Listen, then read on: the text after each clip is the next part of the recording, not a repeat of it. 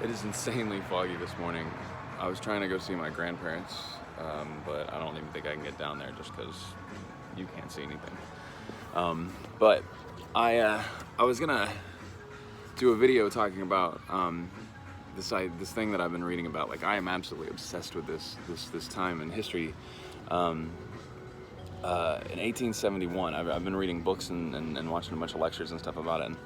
And so this is right after the Franco-Prussian War in Europe, where Napoleon III has just basically taken over France 20 years ago and makes like a new monarchy, a new republic. I mean, not a republic.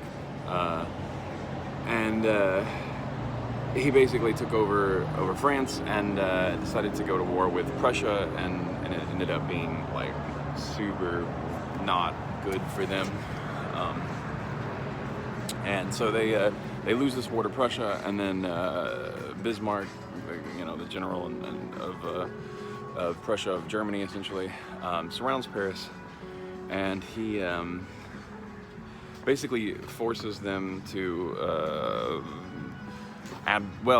essentially abdicate Paris, and they make Versailles the new capital of France, right? But what was amazing about this is that you have this period, right? You have this thing that occurs during this time where basically the people of Paris were given weapons, they were given guns and stuff to help fight against the Prussians during this time, and they formed the National Guard, and then you have the monarch leaders and the people in charge of this this monarchy that are trying to restore order in Paris, and so they want to take away the weapons and guns and stuff that this National Guard has, and they go to try and do this, and it doesn't work. And so the people resist. They don't like the monarchy because now everything's shitty again, and they can't make it, like the monarchy failed, and they started this war, and they lost this war. So the people are against this now, and so the army comes in, and they try to take the weapons away from the National Guard, and they get surrounded by women and children, and they're ordered to shoot on the crowd. They refuse to do it, and then suddenly everything just collapses, right? The French army just completely, refuses to do this, basically joins the National Guard. Some of them leave and go to Versailles, and then the rest stay there. And then you have this period in time, 72 days, right? It's not a long time period, but this is the really very first instance of just the people creating their own society, not off some hierarchy, not all the wealthy people or the educated people, just people in general that have inherited one of the most powerful, amazing cities on the planet, Paris.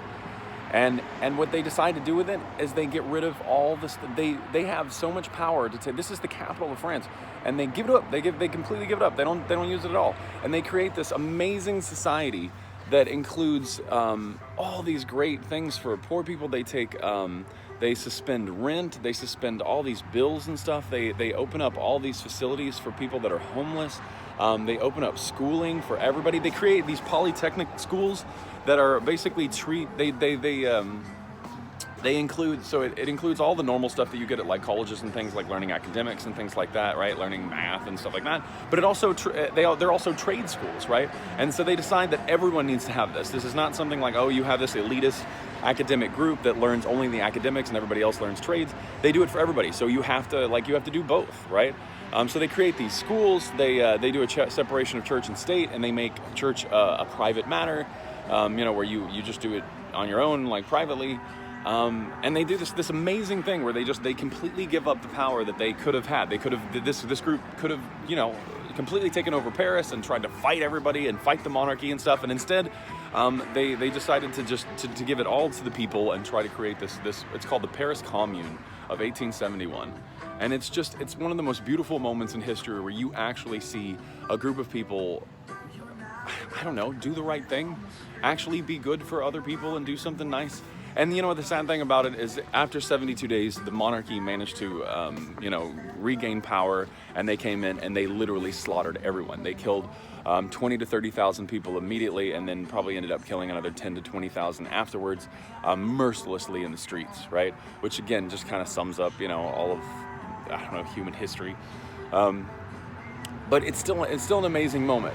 The moment's been used as one of the very first moments of actual like socialism, like organic socialism, where people were able to just, there wasn't this huge hierarchy in society.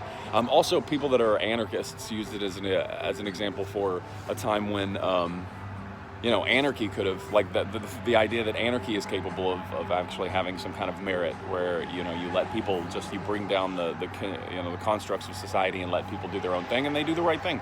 Now, there's a million other examples where this doesn't work and it doesn't happen this way, right? But it's still an amazing example. I would encourage you, if you're interested in this type of stuff, read about the Paris Commune of 1871, because it is an amazing event, and it kind of helped instill some hope that people ultimately could potentially do good things if you leave them, to work on their own. I mean, to create their own